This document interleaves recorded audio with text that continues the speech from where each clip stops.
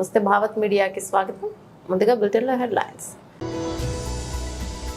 మా అబ్బాయి చేసిన విల్లా ప్రాజెక్టులో వైఎస్ జగన్ గారి ఇల్లు ఒక భాగం. ఘట్టమనేని ఆది శేషగిరిరావు.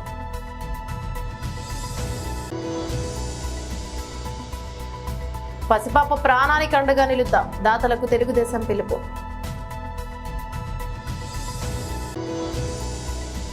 డాక్టర్ కె లక్ష్మణ్ ఇతరులు డాక్టర్ శ్యామ్ ప్రసాద్ ముఖర్జీకి పూలమాలలు వేసి నివాళులర్పించారు.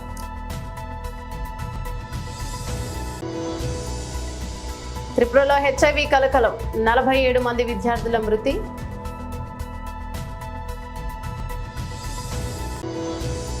ఎస్ఎస్ రాజమౌళిపై డాక్యుమెంటరీ స్ట్రీమింగ్ ఎక్కడ ఎప్పుడంటే.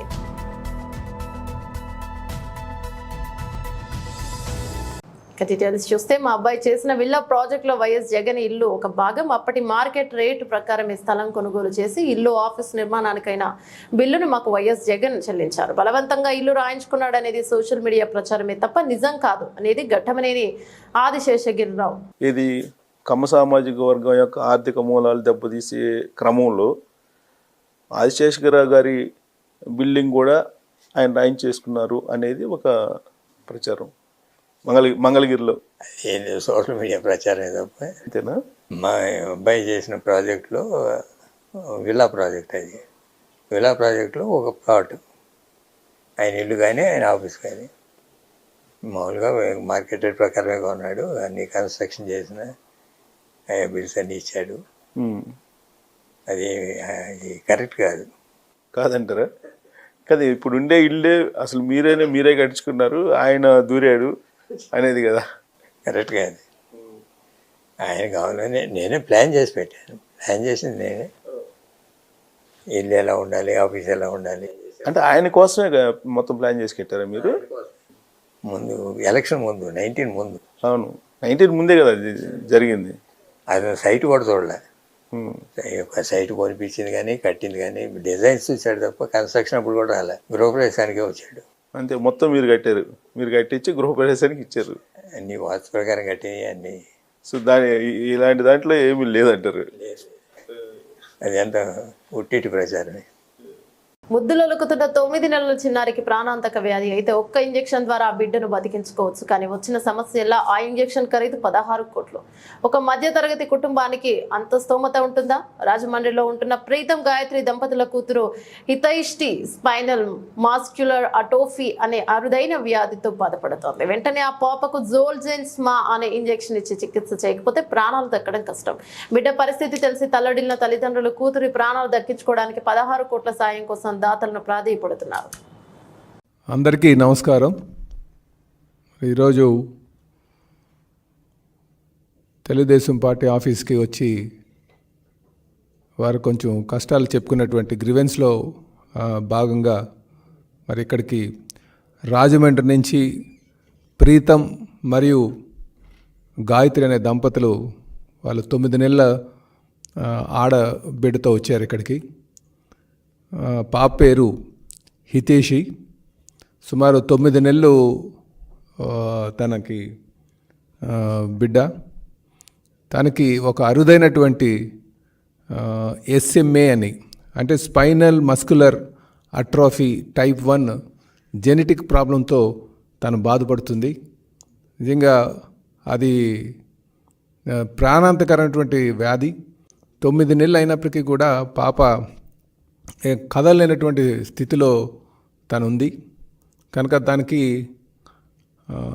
జోల్జెన్స్మా అనే ఒక ఇంజెక్షన్ సుమారు 16 కోట్లు ఖరీదు చేసేటువంటి ఇంజెక్షన్ వేస్తే ఆ జీన్ థెరపీలో భాగంగా తను కోలుకున్నటువంటి పరిస్థితి ఉంది. అయితే తెలుగుదేశం పార్టీ తరపున అధ్యక్షుడిగా నేను ప్రజలకు అపీల్ చేస్తున్నాను. వీళ్ళు క్రౌడ్ ఫండింగ్ ద్వారా కొంత డబ్బులు కలెక్ట్ చేయడానికి వారు ఒక ప్రయత్నం చేస్తున్నారు. కనుక దాతలు ముఖ్యంగా NGOs కావచ్చు, లేకపోతే ఈ కార్పొరేట్ సోషల్ రెస్పాన్సిబిలిటీ కింద కంపెనీస్ కానీ వచ్చి వారికి ధన సహాయం చేయాల్సిందిగా మేము కోరుతున్నాం. అలాగే మా తరపు నుంచి కూడా ప్రభుత్వం తరపు నుంచి కొంత డబ్బులు సర్దడానికి నా ప్రయత్నం చేస్తానని కూడా ఈ సందర్భంగా తెలియజేస్తున్నాను. అయితే దీనికి ఇంపాక్ట్ గురు అని చెప్పేసి ఒక ప్లాట్ఫామ్ ఉంది. దీంట్లో హాస్పిటల్తో లింక్ అయ్యి ఇలాంటి క్రౌడ్ ఫండింగ్ కోసం వినియోగించేటువంటి ఈ ఇంపాక్ట్ గురు అనే సంస్థ ద్వారా వాళ్ళు బ్యాంక్ అకౌంట్ కూడా ఉంది. దాంట్లో డబ్బులు కానీ మీరు డిపాజిట్ చేయగలిగితే నేరుగా హాస్పిటల్కి ఆ డబ్బులు అందుతాయి. వారికి పాపకి ఆపరేషన్ చేయడానికి ఆస్కారం ఉందని చెప్పేసి మరి మీ ఇక్కడ తెలియజేస్తున్నామండి.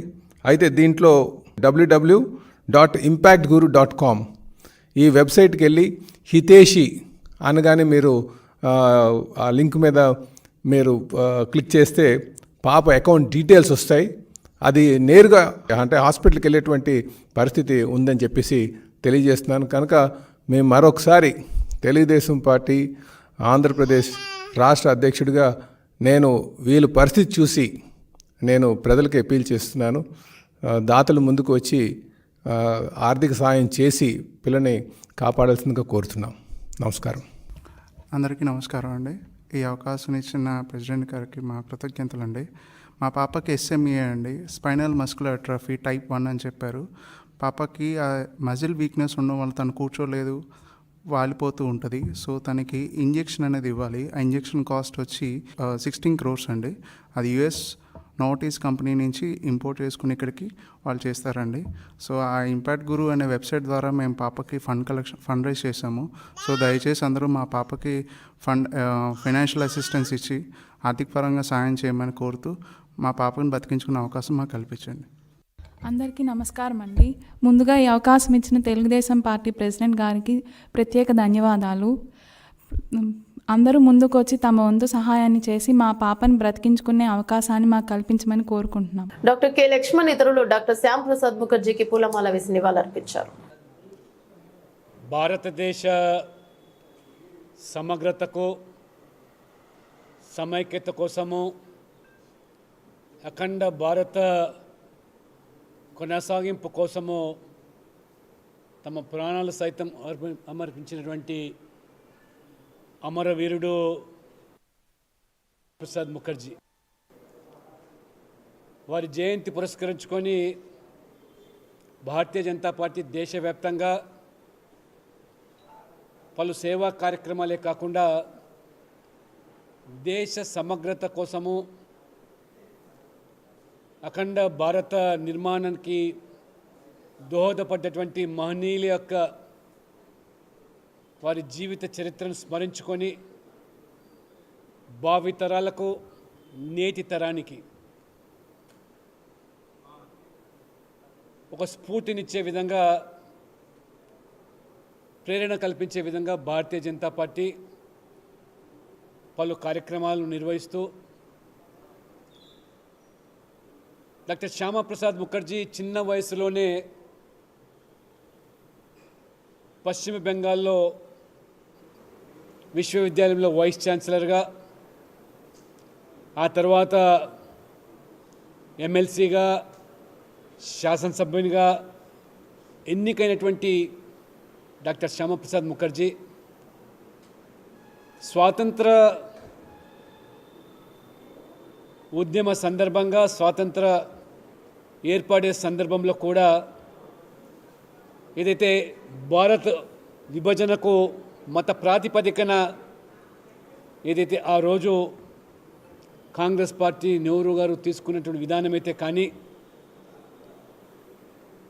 ఆ అఖండ భారత్ ఖండితంగా మారుతున్న సందర్భంలో పశ్చిమ బెంగాల్ పూర్తిగా తూర్పు పాకిస్తాన్లో కలపాలనేటువంటి ప్రయత్నాలు జరుగుతున్న సందర్భంగా డాక్టర్ శ్యామప్రసాద్ ముఖర్జీ పశ్చిమ బెంగాల్ ఆ భాగాన్ని భారతదేశంలో విలీనం చేసేదానికి చేసిన కృషి, తద్వారా ఇవాళ బెంగాల్లో ఉన్నటువంటి హిందువులు డాక్టర్ శ్యామప్రసాద్ ముఖర్జీ యొక్క చొరవ వల్లనే భారతదేశంలో ఇవాళ సురక్షితంగా జీవించగలుగుతున్నటువంటి విషయాన్ని ఇది ఒక చరిత్ర. ఆనాడు పూర్తిగా పశ్చిమ బెంగాల్ తూర్పు పాకిస్తాన్లో కలిసే ప్రయత్నాలు జరిగినప్పుడు ఏ రకంగా ఆ రోజు ఎదురొడ్డి నిలబడ్డారు. అదేవిధంగా నెహ్రూ గారు తన ప్రభుత్వంలో శ్యామప్రసాద్ ముఖర్జీని మంత్రిగా కొనసాగి పరిశ్రమల శాఖ మంత్రి వారు బాధ్యతలు నిర్వర్తించి ఆ తదనంతరము నెహ్రూ గారు 370 ఆర్టికల్ ద్వారా జమ్మూ కాశ్మీర్ను భారతదేశంలో అంతర్భాగమైనప్పటికీ కూడా ప్రత్యేక ప్రతిపత్తి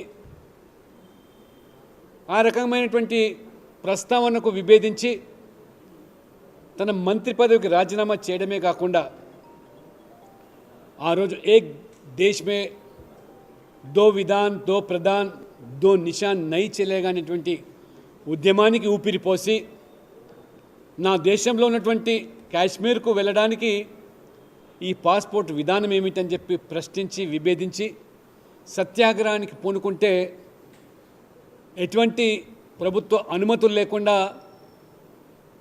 స్వదేశంలో త్రిపురలో హెచ్ఐవి కలకలం సృష్టిస్తోంది. రాష్ట్రంలో ఇప్పటివరకు 47 మంది విద్యార్థులు హెచ్ఐవి బారిన పడి మృతి చెందారు. మరో 828 మంది విద్యార్థులకు హెచ్ఐవి పాజిటివ్గా గుర్తించినట్లు Tripura state AIDS control society TSCSC senior అధికారి భట్టాచార్జీ తెలిపారు. ప్రతిరోజు 5 నుంచి 7 కొత్త కేసులు నమోదవుతున్నాయని వెల్లడించారు. రాష్ట్రంలో మొత్తంగా హెచ్ఐవితో బాధపడుతున్న వారి సంఖ్య 5,674,000గా ఉందన్నారు. వీరిలో 4,570 మంది పురుషులు, 1,103 మంది మహిళలు, ఒక ట్రాన్స్జెండర్ ఉన్నట్లు వెల్లడించారు. సంపన్న కుటుంబాల విద్యార్థులు, ప్రభుత్వ ఉద్యోగులు ఈ మహమ్మారి బారిన పడుతున్నారని తెలిపారు. ఇక హెచ్ఐవి కేసుల పెరుగుదలకు మాదక ద్రవ్యాల దుర్వినియోగమే కారణమని చెప్పారు. సంపన్న కుటుంబాల తల్లిదండ్రులు తమ పిల్లల మాదక ద్రవ్య వ్యసనానికి గురయ్యారని గ్రహించే సమయానికి అప్పటికే జరగాల్సిన నష్టం జరిగిపోయిందని భట్టాచార్జీ వివరించారు. Tripura journalist union web media forum TSCS ఇటీవల సంయుక్తంగా నిర్వహించిన మీడియా వర్ఫోర్లో పెరుగుతున్న సంక్షోభం వెనుక ఉన్న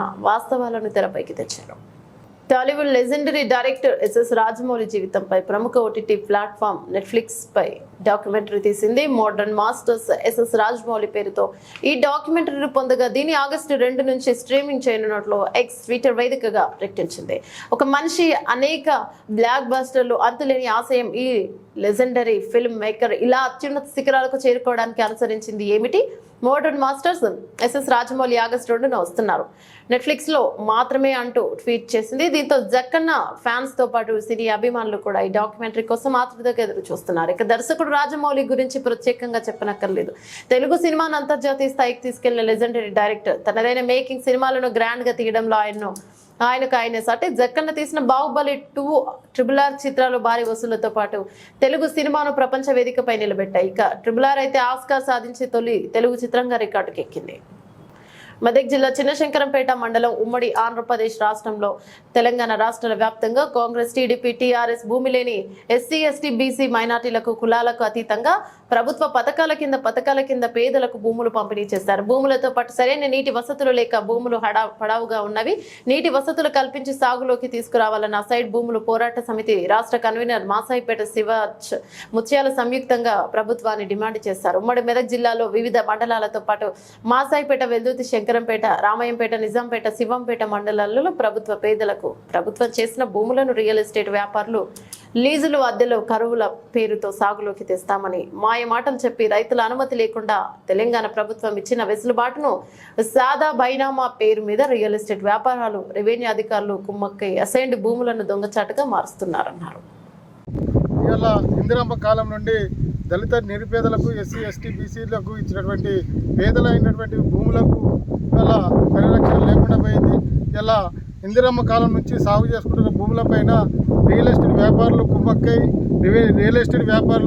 రెవెన్యూ అధికారులు కుమ్మక్కై ఇలా పేద రైతులను ఏదో విధంగా వాళ్ళ అలసటను వాళ్ళకు ఉన్నటువంటి వెసులుబాటుతనాన్ని చూసుకొని వాళ్ళకు ఎంతో కొంత చేతి పెట్టి రైన్ కింద వాళ్ళకు ఎంతో కొంత డబ్బు ఎరచూపి ఇలా మొత్తం భూములు లాక్కున్నటువంటి పరిస్థితి ఇలా శంకరంపేట మండలం సురారం గ్రామంలో మేము వెలుగులోకి రావడం జరిగింది. ఇలా భూములు పరిశీలించిన తర్వాత ఇలా కరీంనగర్ నుంచి వచ్చినటువంటి వలసవాది ఇలా సంపత్రావు ఆధ్వర్యంలో కొన్నటువంటి లీజుకు తీసుకున్నటువంటి భూములను వీళ్ళకు తెలియకుండానే రైతుల పేరు నుంచి మళ్ళీ పట్టా మార్పిడి కూడా తెలంగాణ ప్రభుత్వం వచ్చిన తర్వాత రైతులకు వెసులుబాటు సాదా బైనామాలతోని వెసులుబాటు కలిగించినందుకు ఆ రూపంలో వీళ్ళ పేర్ల మీద లేకుండానే మార్చినట్టుగా సమాచారం ఉంది.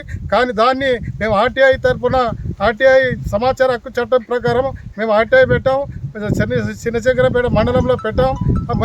మొత్తం దాని సమాచారం సేకరించి దీనికి బాధ్యులైన మీద కఠిన చర్యలు తీసుకొని రెవెన్యూ అధికారుల నిర్లక్ష్యం విడనాడి ఇలా రైతుల పక్షాన నిలబడి రైతులకు భూములు దక్కేంత వరకు కూడా ఈ అసైన్ భూముల హక్కుల పోరాట సమితి పోరాటం చేస్తుంది, వాళ్ళకి అండగా ఉంటుందని తెలియజేస్తూ ఉన్నాం. గౌరవనీయులైన డాక్టర్ శ్యామా ప్రసాద్ ముఖర్జీ జయంతి సందర్భంగా ఆయన విగ్రహానికి పూలమాల వేసి నివాళులర్పించారు.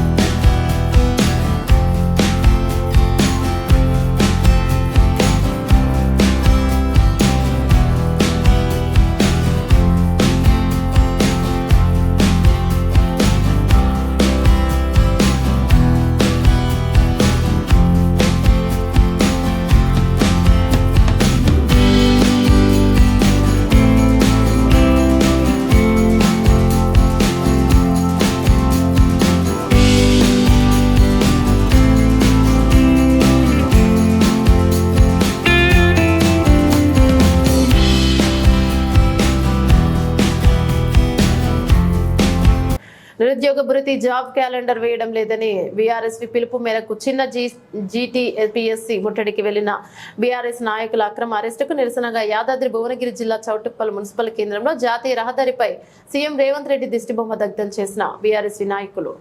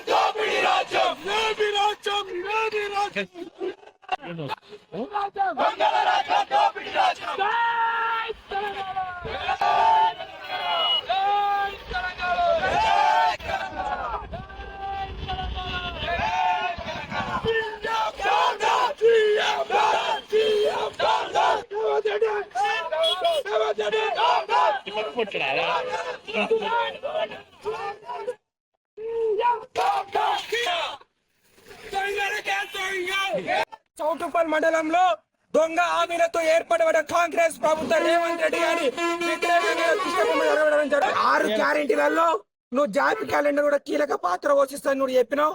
జాబ్ క్యాలెండర్ కూడా తక్షణమే నువ్వు నిర్వహణ చేయాలి.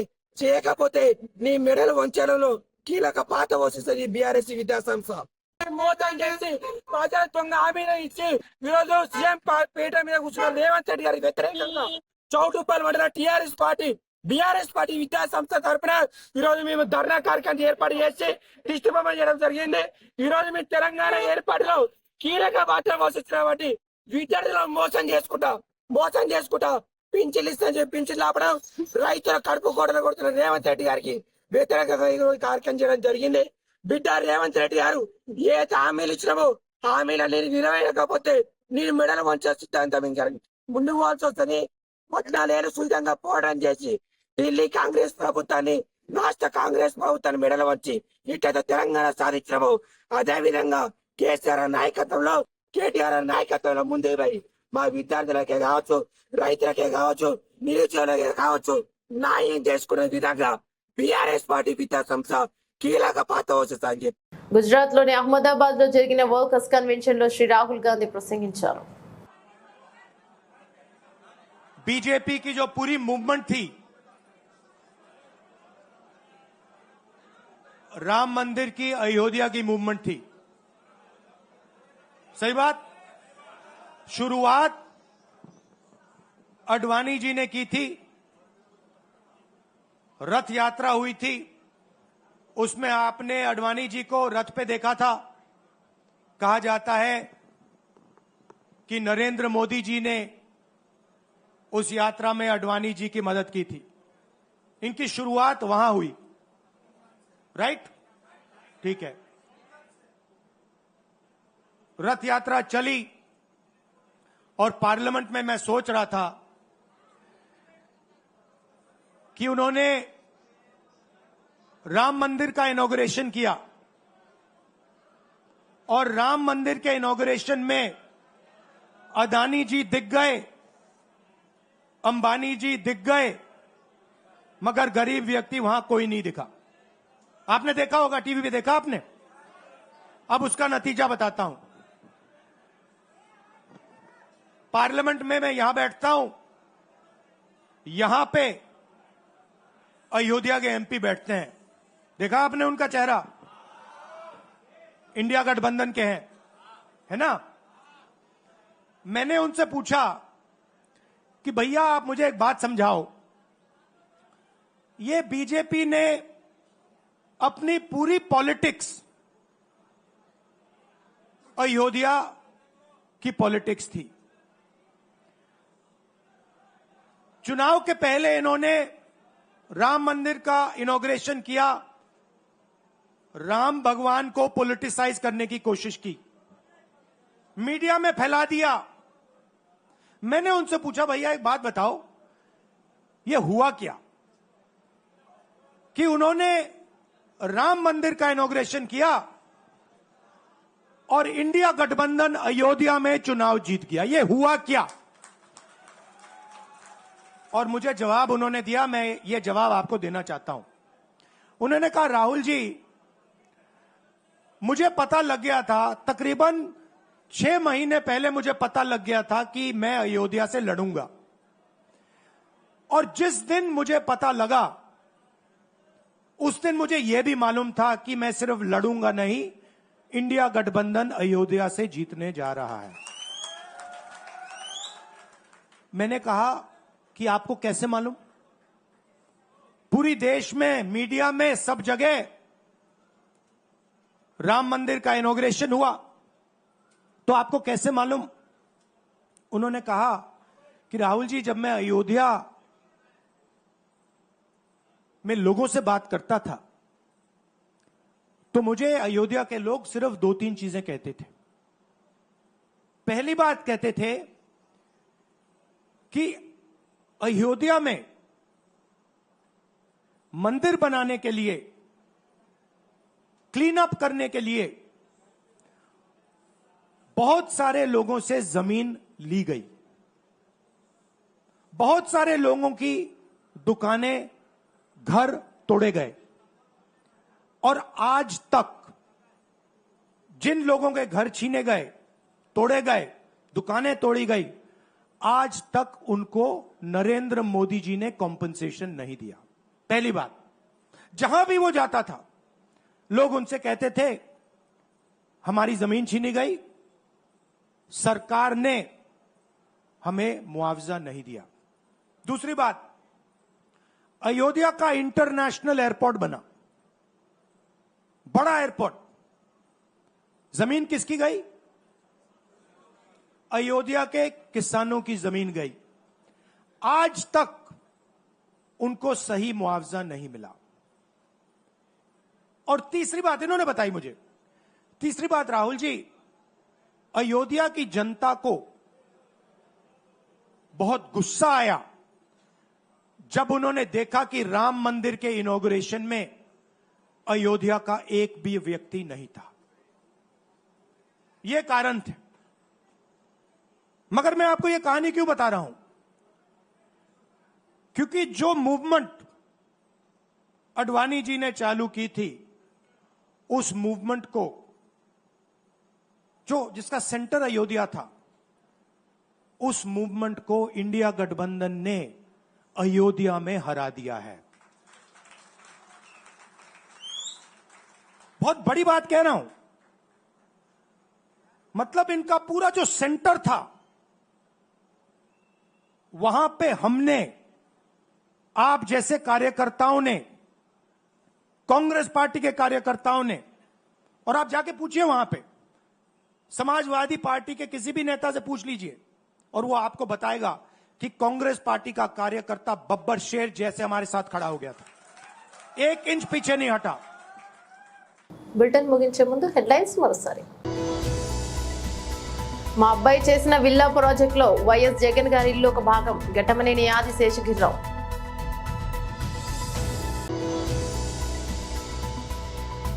పసిపాప ప్రాణానికి అండగా నిలుద్దాం, దాతలకు తెలుగుదేశం పిలుపు.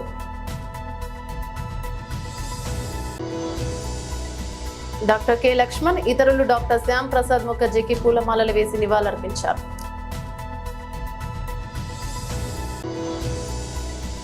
త్రిపురలో హెచ్ఐవి కలకలం, 47 మంది విద్యార్థుల మృతి.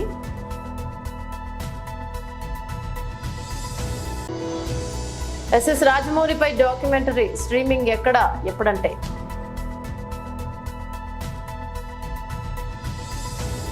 ఇవి బులెటిన్ అప్డేట్స్. మరో బులెటిన్లో మళ్ళీ కలుసుకుందాం. అంతవరకు సెలవు. నమస్తే.